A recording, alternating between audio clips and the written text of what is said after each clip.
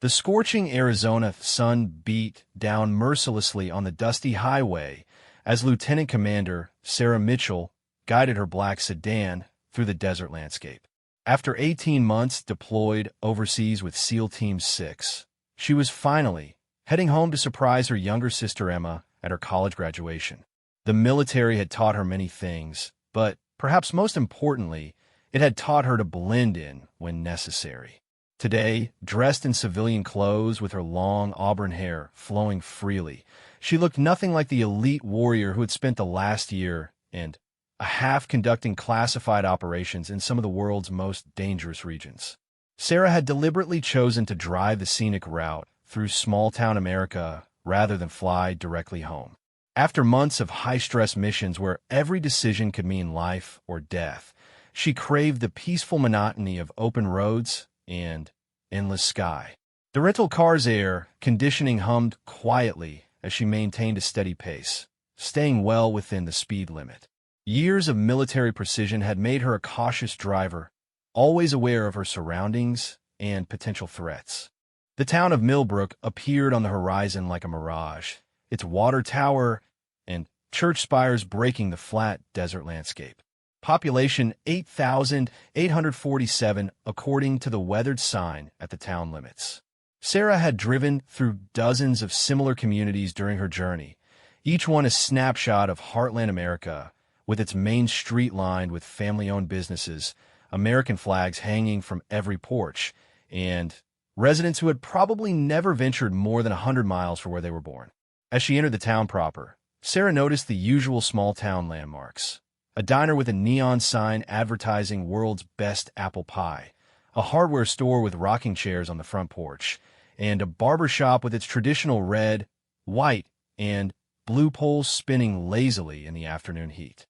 The traffic was light, mostly pickup trucks and older sedans driven by locals going about their daily routines. Sarah had been driving for 6 hours straight and felt the familiar ache in her lower back from sitting too long. A quick fuel stop would give her a chance to stretch her legs and grab a cold drink before the final 3-hour push to her hometown. She spotted a combination gas station and convenience store ahead, its tall sign promising cold beer, hot food, and clean restrooms. The parking lot was mostly empty except for a few local vehicles and a state trooper's patrol car parked near the side entrance. She pulled up to pump number 4 and stepped out of her sedan, immediately feeling the desert heat wash over her like opening an oven door. The temperature gauge on the gas station sign read 107 degrees Fahrenheit. Sarah had endured much worse conditions during her military service, including operations in 120-degree heat while wearing full combat gear, but civilian clothes offered little protection from the sun's brutal intensity. As she began fueling her vehicle, Sarah's trained senses automatically cataloged her surroundings. Years of operating in hostile environments had made situational awareness second nature. She noted the positions of other vehicles, potential escape routes, and any individuals who might pose a threat. It was an unconscious habit that had saved her life more than once overseas. The gas pump clicked steadily as fuel flowed into her tank. Sarah used the time to check her phone for messages from her sister Emma, who had no idea she was coming home early. Their parents had helped coordinate the surprise, promising to keep Emma busy with graduation preparations while Sarah made her cross-country journey. The last message from her mother read, "Emma's rehearsal went perfectly. She keeps asking when you'll be able to get leave to visit. She's going to cry when she sees you." Sarah smiled at the thought. Emma was 7 years younger and had always looked up to her big sister with a mixture of admiration and concern. When Sarah had enlisted in the Navy right after high school, Emma had been only 11 years old. She had watched her sister progress through basic training, officer candidate school, and eventually earn her place among the most elite warriors in the American military. But Emma also worried constantly about Sarah's safety, especially during the long months when operational security meant limited communication. The fuel pump clicked off, indicating a full tank. Sarah replaced the nozzle and screwed on her gas cap before heading into the convenience store to pay and grab a cold drink. The electronic chime announced her entrance into the mercifully air-conditioned interior. Fluorescent lights hummed overhead, illuminating rows of snacks, beverages, and travel necessities. A bored-looking teenage clerk sat behind the counter, absorbed in his smartphone and barely acknowledging her presence. Sarah made her way to the beverage coolers at the back of the store, her flip-flops making soft sounds against the linoleum floor. She selected a large bottle of water and a sports drink, anticipating the remaining hours of desert driving ahead. As she turned to walk back toward the counter, she nearly collided with a tall man in a state trooper's uniform who had apparently entered through the side door. The trooper was imposing in both height and build, probably 6'4", with the kind of physique that suggested he spent considerable time in the gym. His uniform was crisp and professional, complete with polished boots and a campaign hat that added to his already considerable height. A nameplate on his chest read Davidson, and Sarah noticed the various insignia that indicated his rank and years of service. He appeared to be in his early 40s with graying temples and the confident bearing of someone accustomed to authority. "Excuse me," Sarah said politely, stepping aside to give him room to pass. Trooper Davidson looked her up and down with an expression that immediately set off warning bells in Sarah's mind. It wasn't the quick professional assessment of a law enforcement officer checking for potential threats. Instead, his gaze lingered inappropriately on her figure, taking in her fitted tank top, denim shorts, and long legs with obvious appreciation. When his eyes finally reached her face, his expression held a mixture of interest and something darker that made her skin crawl. Well, Davidson said slowly, his voice carrying a slight drawl that suggested local roots. "Don't think I've seen you around Millbrook before, sweetheart. Just passing through our little town." The term sweetheart, delivered in that particular tone, immediately put Sarah on guard. During her military career, she had unfortunately encountered her share of men who believed women existed primarily for their entertainment. She had learned to recognize the signs early and respond appropriately to shut down unwanted advances before they escalated.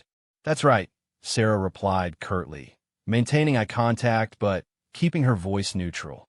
"Just stopping for gas." She attempted to step around him toward the counter, but Davidson shifted his position slightly, not quite blocking her path, but making it clear he wasn't finished with their conversation. His hand rested casually on his duty belt near his service weapon, a gesture that might have seemed routine, but felt deliberately intimidating given the circumstances. "Now, that's a shame," Davidson continued, his smile not reaching his eyes. "Pretty little thing, like you shouldn't be traveling alone through these parts. A lot of dangerous people out there who might take advantage of someone so vulnerable." The word vulnerable was loaded with implication, and Sarah felt her jaw tighten slightly. She had faced down armed terrorists in 3 different countries, survived IED explosions, and completed missions that remained classified at the highest levels of government. The idea that this small-town bully considered her vulnerable would have been amusing if it weren't so insulting. "I appreciate your concern," Sarah said, her tone growing cooler. "But I can take care of myself." Davidson's smile widened, but there was no warmth in it. "Oh, I bet you think you can. Most pretty girls think they're tougher than they really are, until they run into real trouble." The conversation had crossed the line from inappropriate to threatening, and Sarah's training kicked into high gear. She began calculating distances, identifying potential weapons within reach, and planning multiple response scenarios based on how the situation might develop. The teenage clerk remained oblivious, still staring at his phone screen and apparently wearing earbuds that blocked out their conversation. Sarah decided to end the interaction before it escalated further. "If you'll excuse me, I need to pay for my gas and get back on the road." She stepped decisively around Davidson, who this time allowed her to pass but continued watching her every movement. Sarah approached the counter and set down her drinks, fishing her credit card from her purse. The teenager finally looked up, removing one earbud with obvious reluctance. "Pump 4, Sarah said efficiently. "That'll be $47.50 for gas plus $4.20 for the drinks," the clerk mumbled, already looking back toward his phone. Sarah inserted her credit card and waited for the transaction to process, acutely aware of Davidson's presence behind her. She could feel his eyes on her back and fought the urge to turn around and confront him directly. Years of military discipline had taught her to pick her battles carefully, and causing a scene in a small town where he clearly held authority would only create problems for herself. The card reader beeped, and Sarah removed her card quickly. She grabbed her drinks and receipt, then headed for the door without looking back. Davidson's voice followed her. "Safe travels, sweetheart. Hope you don't run into any trouble out there." The threat was subtle, but unmistakable. Sarah pushed through the door into the blazing heat, her mind racing as she processed what had just occurred. In her military experience, bullies like Davidson typically escalated their behavior when their initial intimidation tactics failed. She needed to put distance between herself and Millbrook as quickly as possible. Sarah walked briskly to her rental car, tossed her drinks onto the passenger seat, and started the engine. The air conditioning kicked in immediately, providing relief from the oppressive heat. She backed out of her parking space and pulled toward the street, checking her mirrors carefully. Davidson's patrol car remained parked beside the building, but she could see him standing in the convenience store window, watching her departure. As she merged onto the main highway leading out of town, Sarah allowed herself to relax slightly. The incident had been unpleasant, but manageable, and she would be out of Davidson's jurisdiction within minutes. She reached for her water bottle and took a long drink, then adjusted her air conditioning and settled in for the remaining journey home. The desert landscape resumed its monotonous beauty as Millbrook receded in her rearview mirror. Sarah found herself thinking about the encounter and how differently it might have played out if Davidson had known her true identity. The irony wasn't lost on her that while she was perfectly capable of neutralizing threats that would terrify most people, she had just experienced the same kind of harassment that countless women faced every day from men who abused their positions of authority. 5 miles outside town, Sarah noticed flashing lights in her rearview mirror. A state patrol car was approaching fast, its light bar strobing red and blue against the afternoon sky. She immediately moved to the right shoulder to allow the vehicle to pass, assuming it was responding to an emergency call somewhere ahead. But instead of passing, the patrol car pulled in behind her and activated its siren in the distinctive whoop-whoop pattern that meant she was being pulled over. Sarah felt her stomach drop as she recognized the unit number on the car's roof. It was Davidson. Sarah carefully brought her sedan to a complete stop on the shoulder, her mind racing through possible reasons for the traffic stop. She had been traveling exactly at the speed limit. Her vehicle registration was current, and she hadn't committed any traffic violations. This was almost certainly a pretext stop designed to continue their earlier interaction under the color of official authority. She watched in her side mirror as Davidson exited his patrol car and approached her vehicle. His swagger was even more pronounced now, and Sarah could see the satisfaction on his face as he pulled on his campaign hat and adjusted his duty belt. He was clearly enjoying the power dynamic he had created. Sarah rolled down her window as Davidson approached, keeping her hands visible on the steering wheel as she had been taught during defensive driving courses.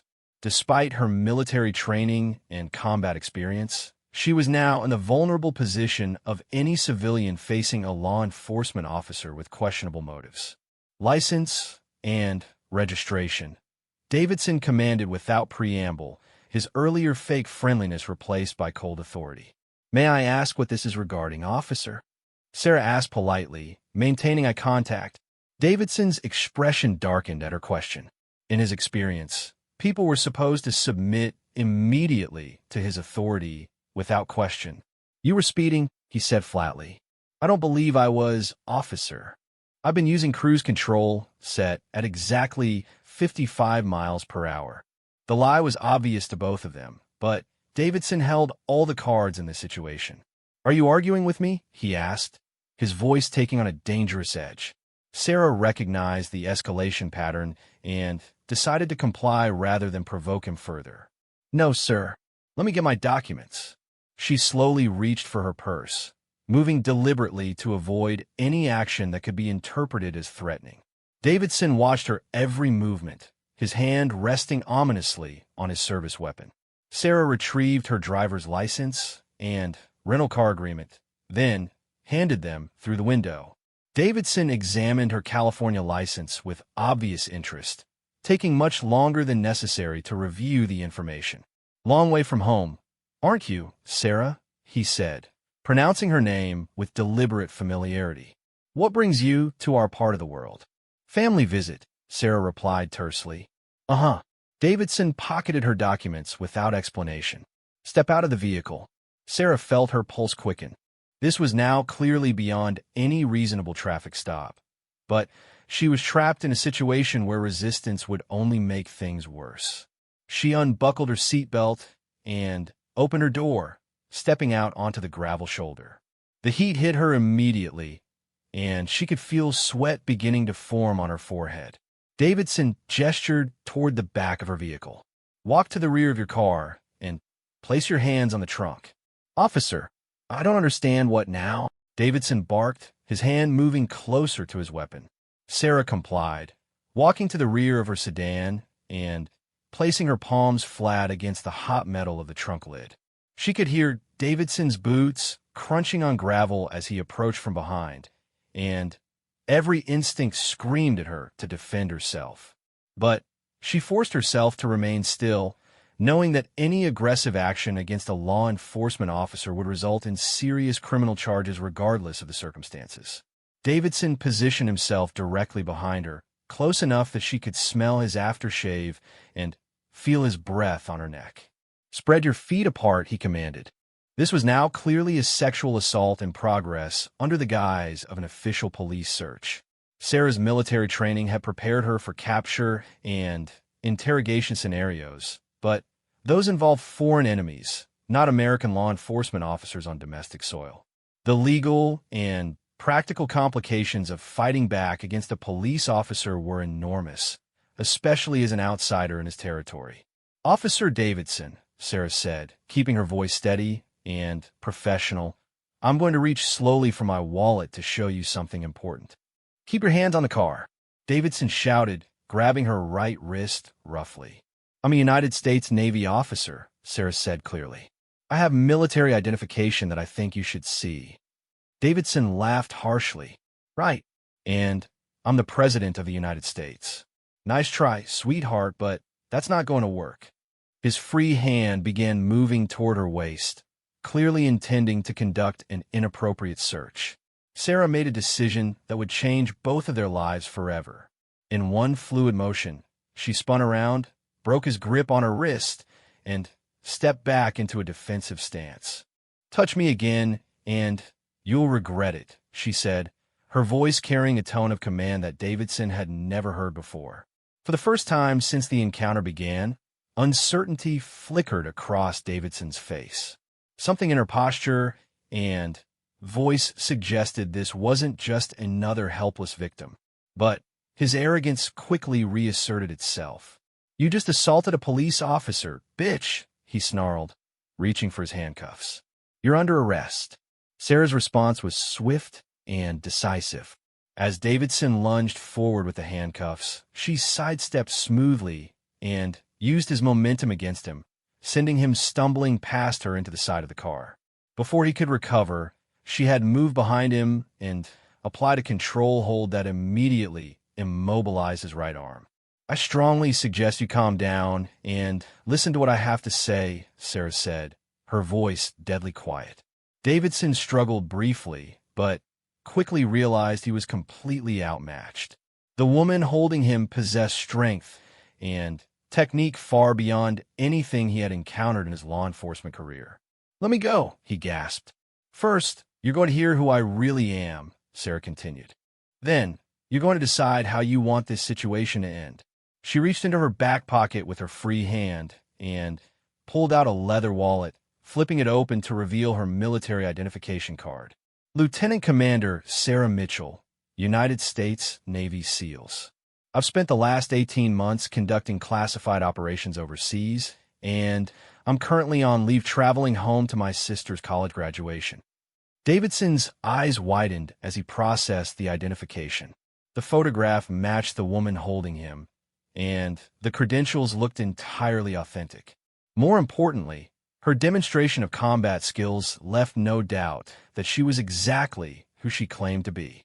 "I'm going to release you now," Sarah continued, "and you're going to return my driver's license and vehicle registration. Then you're going to get back in your patrol car and forget this ever happened. Do we understand each other?" She released her hold and stepped back, ready to respond if Davidson made any aggressive moves. But the fight had gone out of him completely. He stood slowly, rubbing his shoulder where she had applied pressure, and stared at her with a mixture of fear and disbelief. "You can't. I mean, you assaulted an officer," Davidson stammered. "What I did was defend myself against a sexual assault," Sarah replied calmly. "And we both know that's exactly what was happening here. The question now is whether you want to face charges for abuse of authority, attempted sexual assault, and civil rights violations, or if you want to pretend this traffic stop never occurred." Davidson's face had gone pale beneath his tan. The implications of what he had attempted were sinking in, especially given her military status, and the likelihood that any investigation would expose his pattern of behavior. Small-town cops who preyed on female travelers rarely limited themselves to a single incident. With shaking hands, Davidson reached into his shirt pocket and pulled out Sarah's documents. He held them out without meeting her eyes. There must have been some kind of misunderstanding." Sarah took her license and registration, her expression remaining neutral. "Officer Davidson, I'm going to give you some advice that could save your career and keep you out of prison. Find a new line of work. Because if I ever hear that you've pulled this kind of stunt with another woman, I will personally ensure that you face the full consequences of your actions." She walked back to her driver's side door, keeping Davidson in her peripheral vision. He remained frozen by the rear of her car, apparently still processing what had just occurred. Sarah started her engine and rolled down her window. "Have a nice day, officer," she said with cold professionalism, then pulled back onto the highway. In her rearview mirror, Sarah watched Davidson standing motionless beside his patrol car as she drove away. She had no doubt that he would spend considerable time thinking about their encounter and hopefully reconsidering his approach to law enforcement. For her part, she was already putting the incident behind her and focusing on the road ahead. The desert landscape continued to roll by as Sarah resumed her journey home, but her mind kept returning to the confrontation with Davidson. It had been a stark reminder that the skills she had developed as a Navy SEAL were just as relevant on the home front as they were overseas. Sometimes the most dangerous enemies were the ones wearing badges and abusing the trust placed in them by the communities they were supposed to serve. Sarah reached for her sports drink and took a long sip, then checked her GPS for the remaining distance to her hometown. 3 hours and 47 minutes. With any luck, she would arrive just in time to surprise Emma at the graduation dinner their parents had planned. It would be good to focus on family and celebration after the ugliness of her encounter with Trooper Davidson. The sun was beginning to set behind the mountains, painting the desert sky in brilliant shades of orange and purple. Sarah adjusted her sun visor and settled in for the final stretch of her journey, leaving the small town of Millbrook and its corrupt lawmen far behind in the gathering dusk. 3 months after her confrontation with Trooper Davidson, Sarah was back at Naval Amphibious Base Coronado, preparing for another deployment. The incident in Millbrook had faded into a distant memory, filed away with countless other unpleasant encounters she had faced as both a woman and a military officer. She had successfully surprised Emma at graduation, spent 2 wonderful weeks with family, and returned to active duty refreshed and ready for new challenges. The morning briefing room buzzed with quiet conversation as Sarah's team prepared for a mission overview. SEAL Team 6's latest assignment would take them to Southeast Asia, where intelligence reports suggested a terrorist cell was planning attacks against American interests in the region. Sarah reviewed the preliminary files on her tablet, noting key locations and potential complications that could arise during their operation. Commander Jake Reynolds entered the room, his presence immediately commanding attention from the assembled operators. At 42, Reynolds was a veteran of multiple combat deployments and had earned widespread respect for his tactical acumen and leadership under pressure. His weathered face bore the subtle scars of close-quarters combat, and his gray eyes missed nothing as he surveyed his team. "Listen up," Reynolds began, his voice carrying easily through the room. "We've received new intelligence that changes our operational timeline. The target has moved up their planned activities, which means we deploy in 72 hours instead of next week." Sarah felt the familiar surge of adrenaline that accompanied last-minute mission changes. Rapid deployment scenarios tested every aspect of their training and preparation, requiring teams to adapt quickly to evolving circumstances while maintaining operational effectiveness. Reynolds continued his briefing, outlining the revised mission parameters and highlighting new intelligence gathered from assets in the field. Sarah took detailed notes, cross-referencing the information with her own tactical assessments. As the team's designated sniper and reconnaissance specialist, she would play a crucial role in establishing surveillance positions and providing overwatch during the operation. After the briefing concluded, Sarah headed to the equipment bay to begin preparing her gear. The ritual of checking and rechecking every piece of equipment was both practical necessity and psychological preparation. Each weapon, communication device, and piece of survival gear could mean the difference between mission success and catastrophic failure. She was examining her rifle scope when her phone buzzed with an incoming text message. Sarah almost ignored it, assuming it was routine administrative communication, but something made her check the screen. The message was from her sister Emma, which was unusual during duty hours. "Sarah, I need to talk to you urgently. Please call when you can. It's about something that happened to my roommate, Jessica." Sarah frowned at the cryptic message. Emma was typically direct in her communications, and the vague reference to her roommate suggested something serious had occurred. Sarah glanced around the equipment bay, noting that she had a few minutes before the next scheduled meeting. She stepped outside into the California sunshine and called Emma's number. "Thank God you called," Emma answered immediately. "I didn't know who else to turn to. Jessica is in the hospital, and the police aren't taking this seriously." "Slow down," Sarah said calmly. "What happened to Jessica?" Emma's voice was shaking as she explained. She was driving back from her internship yesterday, and a state trooper pulled her over in some small desert town. He said she was speeding, but Jessica swears she wasn't. Then he made her get out of the car and he attacked her. Sarah felt ice forming in her stomach. "Where did this happen?" "A place called Millbrook." Jessica said the trooper's name was Davidson. She tried to fight back, but he overpowered her, and Emma's voice broke.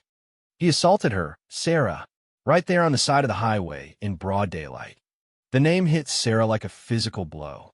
Davidson, the same arrogant predator who had tried to assault her 3 months earlier. The man she had warned to find a new line of work. Obviously, he hadn't taken her advice. "Is Jessica going to be okay?" Sarah asked, forcing herself to remain calm despite the rage building inside her. "Physically, yes, but she's traumatized and scared. The worst part is that when she reported it to the local police in Millbrook, they basically told her it was her word against her respected officers. They said there was no evidence and implied she was making it up for attention." Sarah closed her eyes, feeling a mixture of guilt and fury wash over her. She had let Davidson walk away 3 months ago, and now another innocent woman had suffered because of her decision to avoid complications. The knowledge that she could have prevented Jessica's assault by taking more decisive action against Davidson weighed heavily on her conscience. "Emma, I need you to listen carefully," Sarah said. "I want you to tell Jessica that she's not alone and this isn't over. Can you give me her contact information? I want to talk to her directly." "Of course, but Sarah, what can you really do? You're deployed half the time, and this happened in some tiny town where everyone probably protects each other." "Trust me on this," Sarah replied grimly. Davidson made a serious mistake when he decided to continue his pattern of behavior. I'm going to make sure he faces consequences for what he's done. After ending the call with Emma, Sarah stood in the parking lot processing what she had learned. Her mind raced through the implications and potential courses of action. The military deployment in 72 hours complicated any immediate response, but she couldn't let Davidson continue victimizing women while she was overseas. Sarah returned to the equipment bay and found Commander Reynolds checking his own gear. She approached him with the careful respect military protocol demanded, but her expression was serious enough to get his immediate attention. "Commander, I need to request emergency leave to deal with a family situation." Reynolds looked up from his rifle maintenance, reading the tension in Sarah's posture. In 5 years of working together, she had never made such a request. "What kind of situation, Mitchell?" Sarah had decided on her approach during the walk back from the parking lot. "Sir, my sister's roommate was sexually assaulted by a corrupt police officer in Arizona 3 days ago. The local authorities are refusing to investigate because the perpetrator is one of their own. I have personal knowledge of this officer's history of abuse, and I believe I can help ensure he faces appropriate consequences." Reynolds set down his weapon and gave Sarah his full attention. "Personal knowledge how?" "He attempted to assault me 3 months ago during my leave period. I was able to defend myself and chose not to pursue charges at the time. Now he's attacked another woman, and I feel responsible for not stopping him when I had the chance." The admission hung in the air between them. Reynolds had worked with Sarah long enough to know she didn't make dramatic statements or requests lightly. If she said a police officer had attempted to assault her, he believed her completely. And if she felt responsible for preventing further attacks, she would move heaven and earth to address the situation. "How much time do you need?" Reynolds asked. 48 hours, sir. I can resolve this and still make the deployment timeline." Reynolds considered the request carefully. Losing his best sniper 2 days before a critical mission was problematic, but he also understood the personal stakes involved. Sarah's sense of duty extended beyond her military obligations to protecting innocent civilians from predators who abused positions of authority. "Request granted," Reynolds said finally. "But, Mitchell, I want you back here in 48 hours ready to deploy. And I want regular communication while you're handling this situation. If things get complicated, I need to know immediately." "Understood, sir. Thank you." Sarah spent the next hour making arrangements for her unexpected trip to Arizona. She booked a flight to Phoenix, arranged for a rental car, and contacted Jessica through Emma to coordinate their meeting. She also reached out to several law enforcement contacts she had developed during her military career, seeking advice on how to approach corruption cases in small-town police departments. During the flight to Phoenix, Sarah researched everything she could find about Millbrook and its police department. The town's official website painted a picture of small-town wholesomeness, but Sarah's trained eye noted several concerning details. The police force consisted of only 8 officers, suggesting limited oversight and accountability. Chief William Brady had held his position for over 20 years, indicating an entrenched power structure that might resist outside scrutiny. Most troubling was what Sarah found when she searched for news reports about Davidson. There were no disciplinary actions or complaints mentioned in any public records, but she discovered something else that made her blood run cold. In the past 5 years, 3 different women had filed civil lawsuits against the Millbrook Police Department alleging harassment and abuse by officers. All 3 cases had been settled out of court with non-disclosure agreements. Sarah landed in Phoenix as the sun was setting, painting the desert landscape in familiar shades of orange and red. The rental car process went smoothly, and soon she was driving the same highway she had traveled 3 months earlier. This time, however, she wasn't seeking peaceful solitude. She was hunting a predator who had made the mistake of continuing his crimes after she had given him a chance to change. Jessica had agreed to meet Sarah at a restaurant in Flagstaff, about 2 hours north of Millbrook. Emma had driven up from California to provide moral support, and Sarah was eager to hear Jessica's account firsthand. The young woman's willingness to cooperate despite the trauma she had experienced spoke well of her character and determination to see justice done. The restaurant was a family-friendly chain establishment with a parking lot full of travelers and local families. Sarah spotted Emma's car immediately and pulled into the space beside it. Through the restaurant's large windows, she could see Emma sitting in a booth with a young blonde woman who was presumably Jessica. Sarah entered the restaurant and made her way to their table. Emma stood to give her sister a fierce hug, while Jessica remained seated but offered a tentative smile. The young woman was probably 20 years old, with intelligent blue eyes that currently held a mixture of determination and residual fear. "Jessica, this is my sister Sarah," Emma said. "Sarah, this is Jessica Chun." Sarah shook Jessica's hand gently, noting the firm grip despite the ordeal she had endured. "I'm sorry we're meeting under these circumstances, but I want you to know that you're incredibly brave for speaking out about what happened." Emma said you might be able to help. Jessica said quietly, "The police in Millbrook basically told me I was lying. They said Trooper Davidson has an exemplary record and would never do what I accused him of." Sarah felt her jaw tighten, but kept her expression calm. "Jessica, I want you to tell me exactly what happened, in as much detail as you're comfortable sharing. And I want you to know that I believe you completely." Over the next hour, Jessica recounted her encounter with Davidson in devastating detail. The story was almost identical to Sarah's experience, beginning with an inappropriate traffic stop and escalating to attempted sexual assault.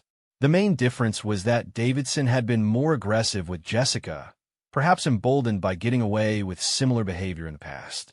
"He kept calling me names," Jessica said, her voice barely above a whisper. "He said I was just another stuck-up college girl who needed to be taught respect. When I tried to resist, he became enraged. He kept screaming at me to submit and calling me horrible things." Sarah listened without interruption, her anger growing with each detail. Davidson's behavior had clearly escalated since their encounter, suggesting he was becoming more brazen and dangerous. The pattern was consistent with serial predators who became more aggressive when they believed they were untouchable. "Jessica, did he specifically mention that no one would believe you over him?" "Yes," Jessica replied immediately. "He said I could report whatever I wanted, but he was a respected law enforcement officer, and I was just some out-of-state college student. He said the community would always support him over someone like me." Sarah exchanged a meaningful look with Emma. Davidson's arrogance would be his downfall, but only if they could find a way to document his crimes and present evidence that couldn't be ignored or dismissed. "I have an idea," Sarah said carefully, "but it's going to require you to trust me completely, and it might be dangerous. Are you willing to help me stop Davidson from hurting other women?" Jessica's expression hardened with resolve. "Whatever it takes. I can't let him do this to someone else." Sarah outlined her plan over the remainder of dinner. It was risky and would require precise timing, but it offered the best chance of exposing Davidson's crimes in a way that couldn't be covered up by corrupt colleagues. Jessica would need to be brave one more time, but Sarah would ensure her safety throughout the operation. As they prepared to leave the restaurant, Emma pulled Sarah aside. "Are you sure about this? It sounds incredibly dangerous, and you're supposed to deploy tomorrow night." "Emma, I'll let Davidson walk away once before, and Jessica paid the price for my decision. I won't make that mistake again. Some fights are worth the risk." Emma nodded, understanding that her sister's sense of duty wouldn't allow any other course of action. "Just promise me you'll be careful. I can't lose you to some corrupt cop in the middle of nowhere." "I promise," Sarah said, hugging her sister tightly. "This will be over by tomorrow afternoon, and Davidson will never hurt another woman." Sarah spent the night in a Flagstaff hotel, reviewing maps of Millbrook and refining her plan. She had called in several favors with law enforcement contacts, arranging for backup resources that Davidson wouldn't be able to intimidate or corrupt. The key would be documenting his crimes so thoroughly that even his most loyal supporters couldn't deny the evidence.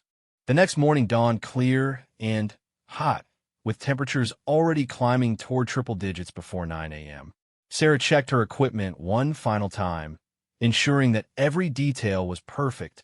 She had learned during her military career that successful operations depended on meticulous preparation and the ability to adapt when circumstances changed.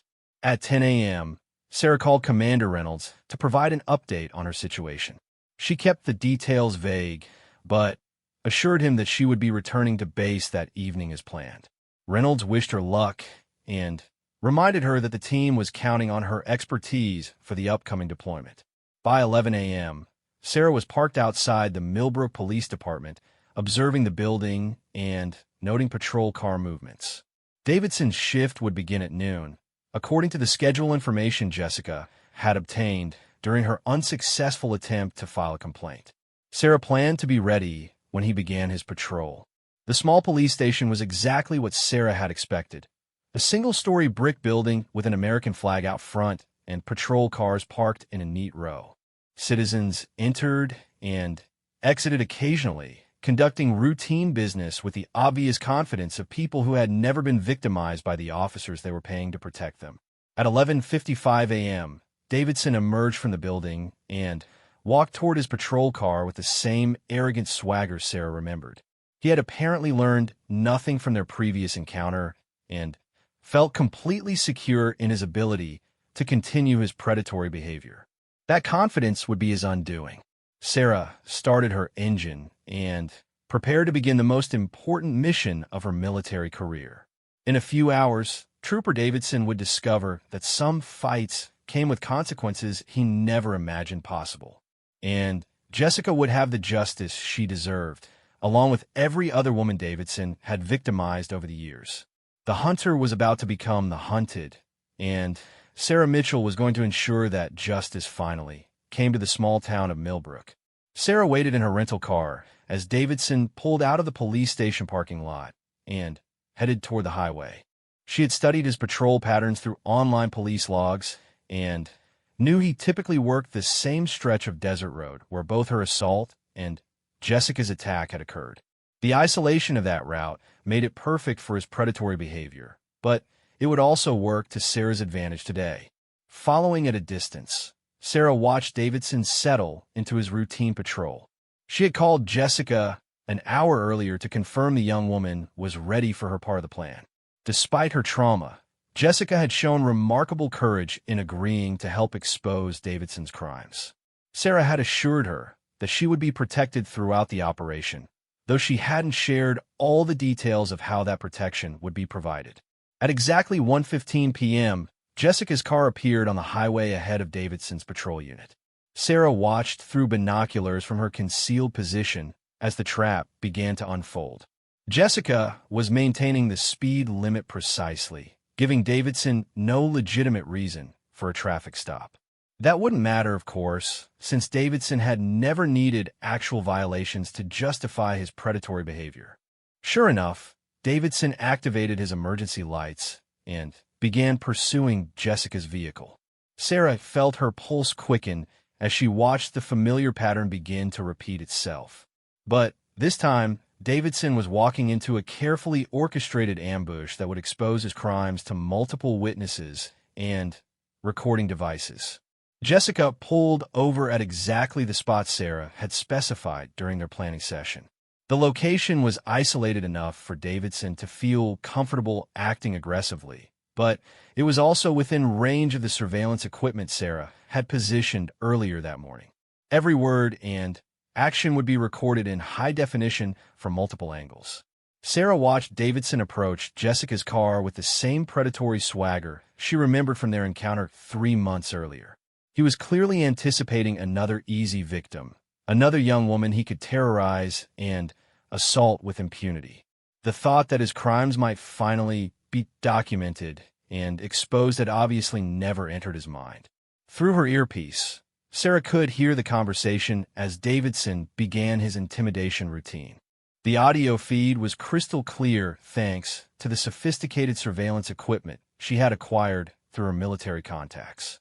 Every word would be preserved as evidence that couldn't be denied or explained away. License and registration, Davidson commanded, his voice carrying the same arrogant authority Sarah remembered. "Of course, officer," Jessica replied, her voice steady despite what Sarah knew must be tremendous fear. "May I ask what this is regarding?" "You were speeding," Davidson lied smoothly. 58 in a 55 zone. Sarah felt proud of Jessica's courage as the young woman maintained her composure. "I don't believe I was speeding, officer. I've been very careful to observe the speed limit." Davidson's voice took on the dangerous edge that Sarah had heard before. "Are you calling me a liar, girl?" "No, sir. I'm simply stating that I wasn't speeding." Sarah could see Davidson's growing agitation through her binoculars. His body language was becoming more aggressive as Jessica refused to submit immediately to his intimidation. The pattern was proceeding exactly as Sarah had anticipated based on her study of sexual predators and their escalation behaviors. "Step out of the vehicle," Davidson ordered. This was the moment of maximum danger for Jessica, but also the point where Davidson would incriminate himself beyond any possibility of denial. Sarah was ready to intervene immediately if the situation moved beyond verbal threats and into physical assault. Jessica complied with the order, stepping out into the blazing desert heat. Sarah could see her hands shaking slightly, but her voice remained steady as she asked, "Officer, what exactly am I being charged with?" "That depends on how cooperative you decide to be," Davidson replied, his implication unmistakable. Sarah felt her finger tighten on the trigger of her rifle. She wasn't planning to shoot Davidson unless Jessica's life was in immediate danger, but she wanted to be ready if he escalated to deadly force. Her military training had taught her to prepare for multiple contingencies while hoping for the best possible outcome. Davidson moved closer to Jessica, invading her personal space in a clear attempt at intimidation. "Pretty little thing, like you shouldn't be traveling alone through these parts. A lot of dangerous men out here who might take advantage. I can take care of myself, officer," Jessica replied, echoing the same words Sarah had used 3 months earlier. "Oh, I bet you think you can," Davidson sneered. "They all think they're tougher than they really are, until they learn better." Sarah could see Davidson's hand moving toward his handcuffs, preparing to escalate the encounter to physical restraint. This was the crucial moment when his criminal intent would become undeniable. Sarah spoke into her radio microphone, alerting her backup teams to prepare for immediate intervention. "Turn around and place your hands on the car," Davidson commanded. "Officer, I don't understand what now," Davidson shouted, grabbing Jessica's arm roughly. That was the signal Sarah had been waiting for. She activated the prearranged plan that would expose Davidson's crimes while ensuring Jessica's safety. Multiple things happened simultaneously as the trap closed around the corrupt trooper. First, Sarah's voice came through a powerful amplifier system she had installed in the area. "Trooper Davidson, this is Lieutenant Commander Sarah Mitchell, United States Navy SEALs. You're being recorded and observed. Release the woman immediately and step away from the vehicle." Davidson's head snapped around in confusion, searching for the source of the voice. His grip on Jessica's arm loosened as he tried to process what was happening. Sarah could see the recognition dawning in his eyes as he remembered their previous encounter. "You have 30 seconds to comply before federal agents move in to arrest you," Sarah continued. "This is your only warning." Davidson's voice cracked as he shouted back towards Sarah's concealed position. "You can't do this. I'm a law enforcement officer." "You're a serial sexual predator who has been under federal investigation for civil rights violations," Sarah replied. "The recording of your attempted assault will be forwarded to the FBI, the Arizona Attorney General's office, and the media. Your career is over." Davidson released Jessica completely and stepped backward, his face pale with shock and fear. He was beginning to understand that his pattern of abuse had finally caught up with him, and all his protection from local corruption wouldn't save him from federal prosecution. Jessica moved quickly away from Davidson toward the rendezvous point Sarah had specified. She had played her part perfectly, showing incredible bravery in the face of genuine danger. As she reached safety, 2 unmarked vehicles appeared on the highway, approaching from both directions. The vehicles contained federal agents Sarah had contacted through her military intelligence network.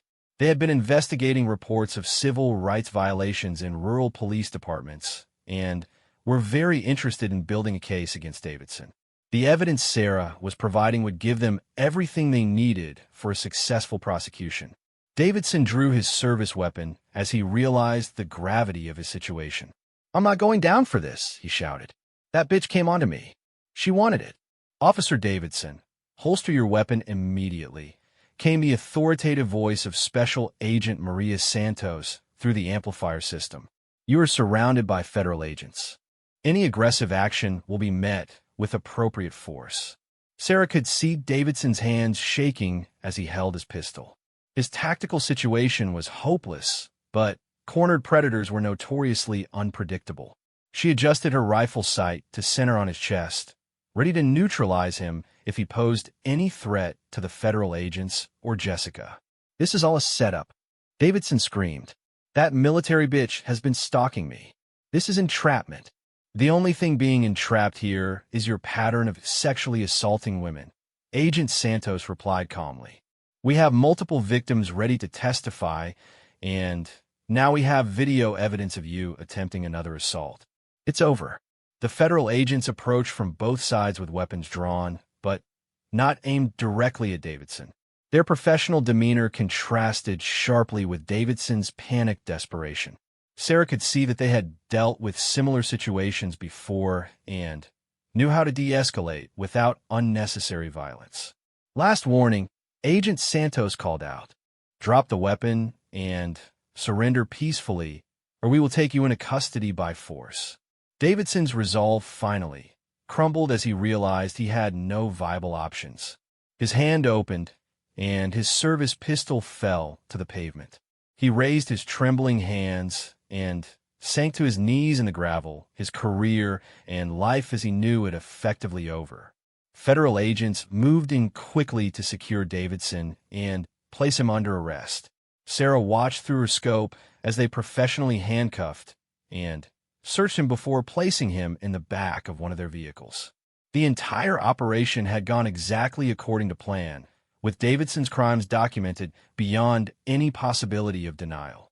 Agent Santos approached Jessica to take her initial statement and ensure she was unharmed.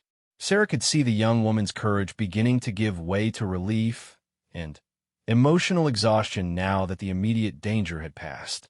She had been through a terrible ordeal, but had shown remarkable strength in helping to stop Davidson from victimizing other women. Sarah began packing up her surveillance equipment and preparing to leave the scene. Her part of the mission was complete, and she needed to return to California for her deployment. But before leaving, she wanted to speak with Jessica one more time to ensure she was receiving proper support for dealing with the trauma of her assault. 20 minutes later, Sarah found Jessica sitting in Agent Santos's vehicle, wrapped in a blanket despite the desert heat. The young woman looked up as Sarah approached, and her face broke into a grateful smile. "Is it really over?" Jessica asked. "It's really over," Sarah confirmed. "Davidson will face federal charges for civil rights violations, and the evidence we recorded today will ensure he spends significant time in prison. More importantly, other women who are afraid to come forward will now have the courage to tell their stories." Agent Santos joined them, carrying a tablet with preliminary case information. "Ms. Chun, we've already been contacted by 3 additional victims who are willing to testify against Davidson. Your courage in participating in this operation has opened the floodgates for other women to seek justice." Jessica wiped tears from her eyes, but Sarah could see they were tears of relief rather than fear. "I was so scared, but I knew I couldn't let him hurt anyone else. Thank you for believing me and for making this possible." "You don't need to thank me," Sarah replied. "You're the one who showed real courage today." Davidson counted on his victims being too afraid or ashamed to fight back. "You proved him wrong." Agent Santos handed Sarah her business card. "Commander Mitchell, the Bureau would like to work with you again if similar situations arise. Your tactical expertise and ability to coordinate complex operations could be valuable in other civil rights cases." Sarah pocketed the card, knowing she would likely have opportunities to help other victims of police corruption during her career. Agent Santos, make sure Ms. Chun gets connected with victim services and counseling support. She's been through a terrible experience, but she shouldn't have to deal with the aftermath alone. Already arranged, Santos replied. We have specialized counselors who work with sexual assault survivors, and we'll ensure she has ongoing support throughout the prosecution process. Sarah said goodbye to Jessica and Agent Santos, then returned to her rental car for the drive back to Phoenix. Her phone was already buzzing with messages from Commander Reynolds, who was tracking her progress and expecting her return for the evening deployment briefing. During the 4-hour drive to the airport, Sarah reflected on the day's events. The operation had been successful beyond her best expectations, with Davidson's crimes documented so thoroughly that his conviction was virtually guaranteed. More importantly, other victims would now have the courage to come forward, potentially exposing a broader pattern of corruption within the Millbrook Police Department. Sarah's phone rang as she reached the outskirts of Phoenix. The caller ID showed Emma's number, and Sarah answered using her hands-free device. Is it over? Emma asked immediately. It's over, Sarah confirmed. Davidson has been arrested by federal agents, and there's more than enough evidence to ensure he goes to prison. Jessica was incredibly brave, and her courage is going to help other women get justice too. Thank God, Emma said, her relief obvious. I was so worried about both of you. Jessica's been through enough without risking her safety again. She's safe, and she's going to be okay, Sarah assured her sister. The FBI has victim support services that will help her deal with the trauma and recovery process. She won't have to face this alone. What about you? Are you okay with all this? Sarah considered the question carefully. I feel good about what we accomplished today.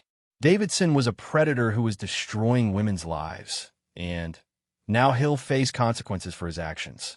Sometimes the system works the way it's supposed to, but only when people are willing to fight for what's right. I'm proud of you, Emma said. I know this wasn't easy, and I know you took serious risks to make it happen. It was the right thing to do, Sarah replied simply. I couldn't let him continue hurting innocent people when I had the power to stop him. After ending the call with Emma, Sarah drove in silence through the Phoenix traffic towards Sky Harbor Airport.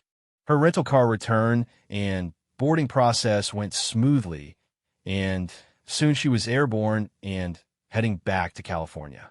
The familiar routine of military air travel gave her time to process the day's events and prepare mentally for the overseas deployment that awaited her. Sarah landed at San Diego International Airport just as the sun was setting over the Pacific Ocean. The drive to Coronado took 30 minutes, and she arrived at the base with 2 hours to spare before the final mission briefing. She would have time to shower, change into her uniform, and review the operational plans one more time. Commander Reynolds was waiting in her quarters when she arrived, his expression showing both relief and curiosity about her emergency leave activities. Mission accomplished? He asked simply. Mission accomplished, Sarah confirmed. The perpetrator has been arrested by federal agents and will face prosecution for multiple felonies. The threat has been neutralized. Reynolds nodded, understanding that Sarah wouldn't provide unnecessary details about civilian law enforcement operations. Good. Now let's focus on our deployment. Your expertise is going to be critical for mission success overseas.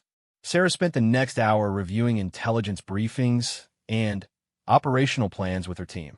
The upcoming deployment would be challenging and dangerous, requiring all of her skills and experience as a Navy SEAL. But she felt confident and focused, knowing that she had used her abilities to protect innocent people on the home front as well as in foreign combat zones. At midnight, Sarah's team boarded a military transport aircraft for the first leg of their journey to Southeast Asia.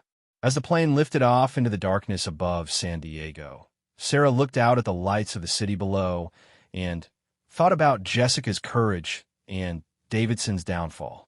The young woman who had been terrified and traumatized just days earlier had found the strength to help expose a dangerous predator.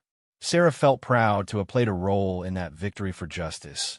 But she knew the real heroes were survivors like Jessica, who refused to let criminals intimidate them into silence. 6 months later, Sarah received a letter from Agent Santos updating her on the Davidson case.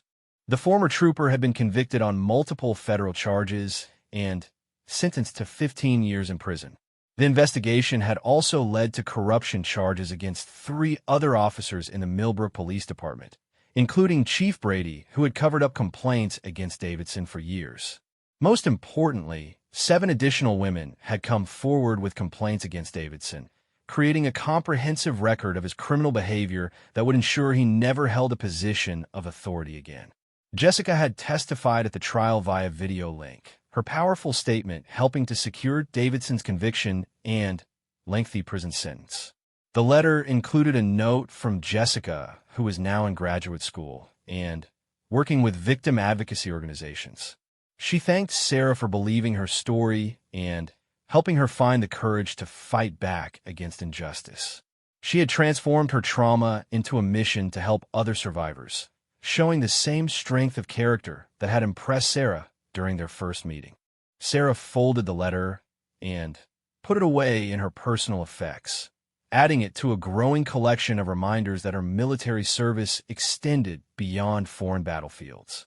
Some of the most important fights happened right here in America, protecting vulnerable people from predators who abuse positions of trust and authority.